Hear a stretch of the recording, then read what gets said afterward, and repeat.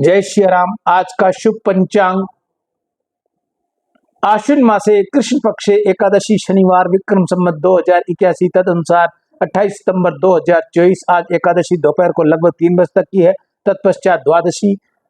आज का विशेष दिन इंदिरा एकादशी व्रत, गंडमूल शहीद आजम भगत सिंह व लता मंगेशकर का जन्मदिन, world rabies day, international safe abortion day, सूर्य राशि कन्या, चंद्र राशि कर्क, दिशा शूलपुर, अग्निवास पाताल, तत्पश्चात पृथ्वी, नक्षत्र अश्लेषा, ब्रह्म मुहूर्त 4:48 से 5:36, राहु काल का समय प्रातः 9 बजे से लेकर 10:30 बजे तक रहेगा। अभिजीत मुहूर्त लगभग 12 बजे से लेकर 12:50। कल प्रदोषवर, द्वादशी श्राद्ध, गंडमूल 30 सितंबर को भद्रा त्रयोदशी श्राद्ध, मासिक शिवरात्रि 1 अक्टूबर को भद्रा चतुर्दशी श्राद्ध, 2 अक्टूबर को गांधी जयंती, लाल बहादुर शास्त्री की जयंती, सर्वपित्र अमावस्या, 10 अमावस्या, अन्माधान, सूर्य ग्रहण रात्रि को 9:14 से आरंभ होकर देर रात्रि को 3:17 पर खत्म होगा। सूर्य ग्रहण रात को लगने के कारण भारत में नजर नहीं आएगा। यही कारण है कि भारत में ग्रहण का सूतक काल मान्य नहीं होगा।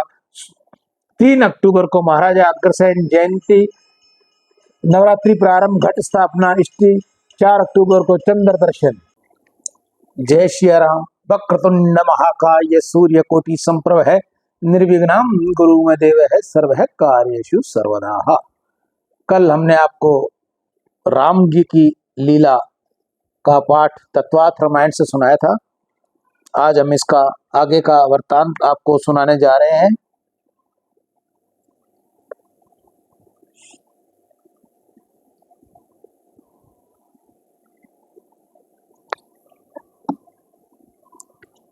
राजा राजमहल में रहता है, परंतु राजा की सत्ता सब उसके राज्य में सब ठिकाने होती है।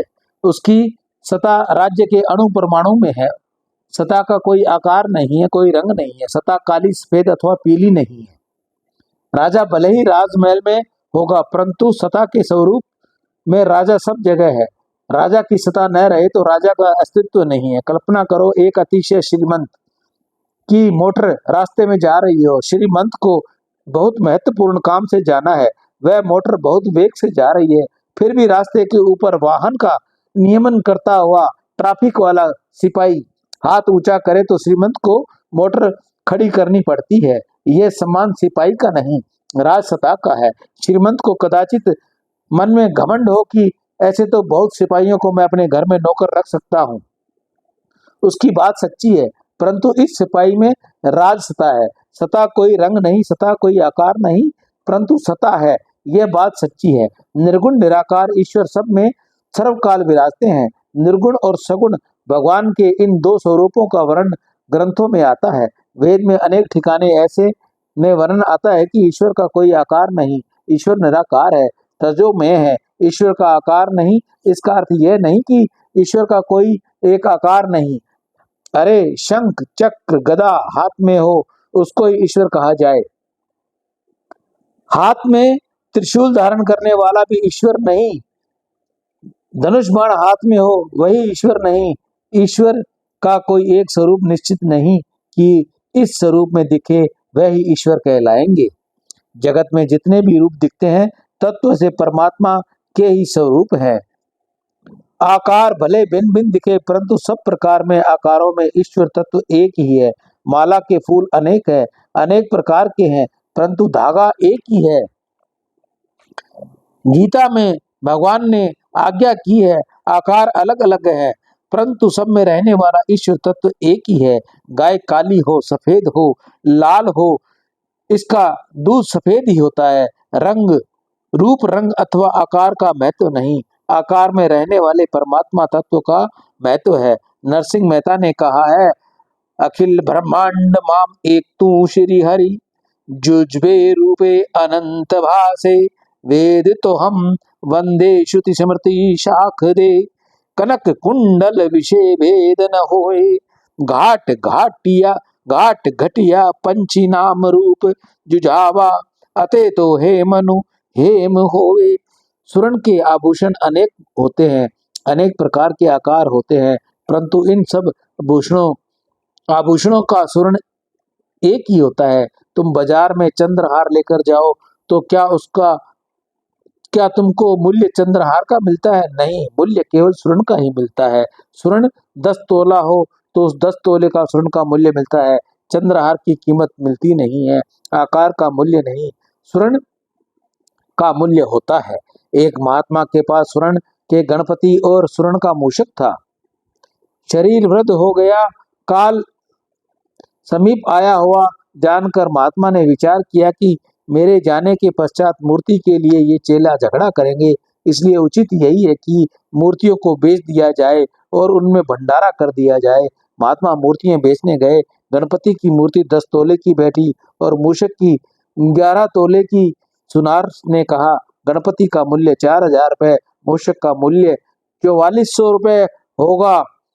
महात्मा ने कहा, अरे गणपति तो मालिक हैं, उनका मूल्य कम क्यों देते हो? स्वर्णकार ने कहा, मैं तो स्वर्ण का मूल्य देता हूँ, मालिक का नहीं। आकार का मूल्य बहुत नहीं, परमात्मा निराकार है, ऐसे जहाँ वर्णन किया गया है वहाँ उसका ये अर्थ होता है कि ईश्वर का कोई आकार निश्चय नहीं किया गया है। जगत में जितने भी आकार दिखाई देते हैं वह सभी तत्व दृष्टि से भगवान के ही आकार में स्वर्ण में से बनाए हुए हैं। आभूषणों में स्वर्ण तत्व जिस प्रकार एक ही है, उसी प्रकार ईश्वर में से उत्पन्न हुए सृष्टि के इन सभी जीवों में, अरे सब पदार्थों में ईश्वर तत्व एक ही है। ईश्वर सर्वाकार है, ईश्वर का कोई आकार निश्चित नहीं, इसलिए भगवान को निराकार कहते हैं। अपने सनातन धर्म में देव अनेक हैं, परंतु ईश्वर अनेक नहीं। ईश्वर एक ही है, अनेक स्वरूप धारण करते हैं। हाथ में धनुष बाण धारण करते हैं, तब लोग कहते हैं कि राम जी विराजे हैं, और वही परमात्मा हाथ में बांसुरी धारण करते हैं तो लोग कहते हैं मुरली मनोहर कृष्ण है। ठाकुर जी रोज पीताम्बर पहनते पहनते आलस्य लगने लगता है तो कन्हैया जिस दिन यशोदा माँ से कहते हैं कि माँ मुझे आज बागंबर उड़ाकर साधु होकर बैठना है लाला को, तो नित्य नया अच्छा लगता है। कन्हैया पीताम्बर फेंक देते हैं और बागंबर ओढ़कर बैठ जाते हैं। उसमें लोग कहते हैं कि ये शंकर भगवान बैठे हैं। गर्ग संहिता में एक कथा आती है, श्री राधा जी व्रत करती थी श्री कृष्ण से मिलने के लिए, कृष्ण के दर्शन करने के लिए राधा जी का यह व्रत था।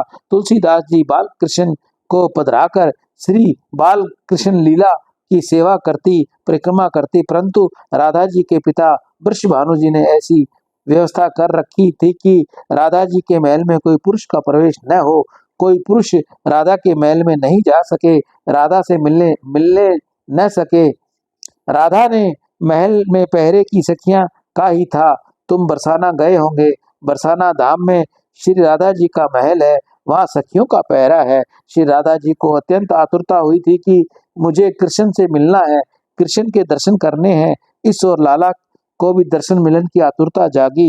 लाला ने विचार किया कि पीताम्बर पहनकर जाऊंगा तो मुझे कोई अंदर जाने नहीं देगा, मुझे तो अंदर जाना है। उस समय चंद्रावली सखी ने प्रभु से कहा, आज तुम्हारा सभी श्रृंगार मैं करती हूँ। चंद्रावली ने लाला का सभी श्रृंगार सखी स्वरूप में किया। श्री कृष्ण सखी का स्वरूप धारण करके वहां गए। वृषभानु वहां विराजे हुए थे। उनको ऐसा लगा कि राधा की कोई सखी उससे मिलने आई है। श्री कृष्ण अंदर गए और राधिका से मिलन किया। भगवान साड़ी पहने हैं। उस समय लोग कहते हैं कि ये माता जी हैं। श्री कृष्ण श्री राम अनेक रूप धारण करते हैं, परंतु ये सभी स्वरूप तत्व से एक ही हैं। देव अनेक हैं, परमात्मा एक है। एक ही परमात्मा अनेक स्वरूप धारण करते हैं। अरे एक मनुष्य भी दिन में अनेक बार कपड़े बदलता है, घर में अंगोछा पहनकर फिरता है और बाहर जाना हो तो ठीक कपड़े पहनता है। कपड़े बदले और व्यक्ति में क्या फेर होता है। एक एक सद विप्रा बहुधा वदिन्ते, एकम सत्यम बहुधा समुपयंती। एक ही परमात्मा अनेक प्रकार की लीला करने के लिए अनेक स्वरूप धारण करते हैं। परमात्मा निर्गुण निराकार है, परमात्मा सगुण साकार भी है। निराकार का अर्थ यह है कि कोई एक आकार निश्चित नहीं। वहीं तो तजो में जैसे स्वरूप धारण करने की इच्छा होती है वैसा स्वरूप प्रकट करते हैं। भगवान कहते हैं कि मेरा कोई आकार नहीं और मेरा कोई श्रृंगार भी नहीं। मेरे भक्तों को जैसा आकार और जैसा श्रृंगार अच्छा लगता है वैसा स्वरूप और श्रृंगार मैं धारण करता हूँ। मैं अपने भक्तों के अधीन हूँ, तत्व दृष्टि से विचार करने से सगुण और निर्गुण एक ही हैं। जैसे कि राजा की सत्ता दोनों एक ही हैं। सत्ता न रहे तो बाद में यह राजा कहाँ का, परंतु निराकार सत्ता कोई कार्य तो सरकार साकार स्वरूप धारण करके ही करती है। आंख में जो देखने की शक्ति है वह निराकार है, आंख साकार है। निराकार और साकार एक बनते हैं तब क्रिया होती है, निराकार की क्रिया नहीं। आंख में जो शक्ति है उस शक्ति का कोई आकार नहीं, आंख आकार है, यह फूल साकार है, परंतु इसमें जो सुगंध है वह निराकार है।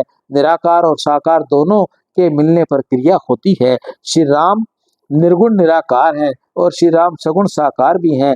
तत्व दृष्टि से दोनों अलग अलग नहीं, निर्गुण निराकार ब्रह्म और सगुण साकार परमात्मा एक ही है। निराकार ब्रह्म परमात्मा सबके अंदर विराजे हुए हैं, वह प्रकाश में है, वह स्वरूप को छिपाते हैं, वह आंख से नहीं दिखते, बुद्धि ग्रह से है। निराकार ब्रह्म सर्वव्यापक है, वह किसी का आकर्षण नहीं करते, निग्रह नहीं करते अथवा अनुग्रह नहीं करते, न मेरे हैं न तुम्हारे हैं। यह लीला तो श्री राम जी कहते हैं, यह लीला तो श्री राम जी करते हैं, श्री कृष्ण करते हैं। लीला के लिए निराकार ब्रह्म ही साकार स्वरूप धारण करते हैं, निर्गुण ब्रह्म ही सगुण लीला शरीर और धारण करते हैं और अनेक प्रकार की लीला करते हैं। आनंद रूप परमात्मा की ऐसी दिव्य लीला देखते हुए शिव जी को तनिक भी मोह नहीं हुआ। शिव जी को दृढ़ विश्वास था कि श्री राम ईश्वर ही हैं, परंतु सीता जी के मन में थोड़ा विकल्प हुआ और सती परीक्षा करने के लिए गई। सती को विश्वास हो गया कि यह परमात्मा ही है। वहां से श्री राम लक्ष्मण आगे को चले। रास्ते में घायल जटायु के दर्शन हुए, दोनों पंख कट गए थे, रुधिर बह रहा था। वृद्ध जटायु धरती के ऊपर पड़ा हुआ था। जटायु की ये दशा देखते ही राम जी की आंखें भीनी हो गई।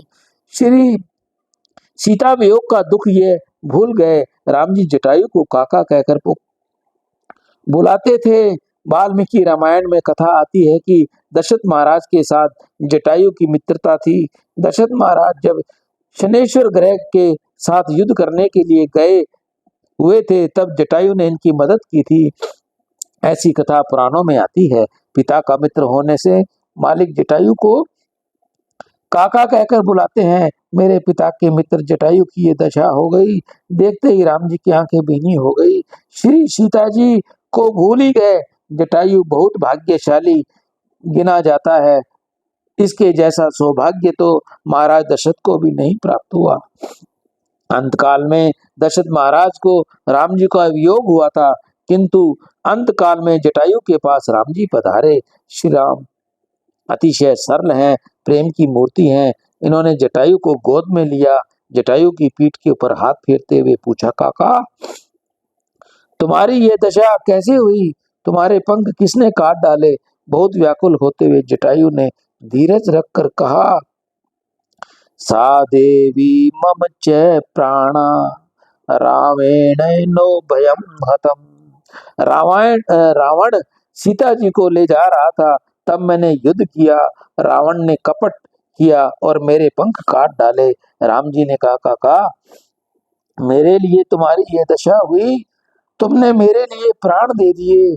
जटायु ने कहा, मेरी एक ही इच्छा थी कि अंत काल में श्री राम के दर्शन करूं। मैं आपके दर्शन के लिए प्राण रोक कर पड़ा हूं और जब राम जी वहां आए तब मैं सब कथा कहकर प्राणों को छोड़ दूं। मुझको अपना आपका दर्शन हो गया, अब मैं सुख से शरीर छोड़ूंगा। श्री रामचंद्र जी ने कहा, काका तुम कहो तो तुम्हारे शरीर को सुंदर बना दूं, तुम शरीर को धारण करके रखो। जटायु ने सीमित हास्य से कहा, ना जाकर नाम मरत सुख मुख आवा, अधमहु सुख सुखत होई श्रुति गावा। सो मम लोचन गोचर आगे, राखो देह नाथ कहीं खागे। मरते समय जिसका नाम मुख से निकलते तो अधम की भी मुक्ति को प्राप्त हो जाते हैं, ऐसे आप मेरे नेत्रों में विषय बनकर खड़े हुए हो। फिर हे नाथ अब क्या इच्छा बाकी रह जाती है, अब किसी हेतु इस देह को रखने की आवश्यकता नहीं है। जटायु ने मना किया, राम जी की गोद में माथा टेक दिया। राम जी ने दर्शन करते हुए श्री राम बोलते हुए जटायु ने देह छोड़ दी। प्रभु ने कहा कि मेरे लिए इसके प्राणों का बलिदान किया है। सियावर राम जय जय राम, मेरे प्रभु राम जय जय राम। राम जी की लीला का एक बार फिर हम यहीं विश्राम लेंगे। जटायु राम जी की गोद में अपने प्राण छोड़ दिए। जटायु राजा दशरथ से ज्यादा भाग्यशाली थे। जब राजा दशरथ ने प्राण छोड़े तब राम जी समीप नहीं थे, और जब जटायु ने प्राण छोड़े तो जटायु राम जी की गोद में थे। मैं ईशु हरवानी, हनुमानगढ़ टाउन, राजस्थान से राम।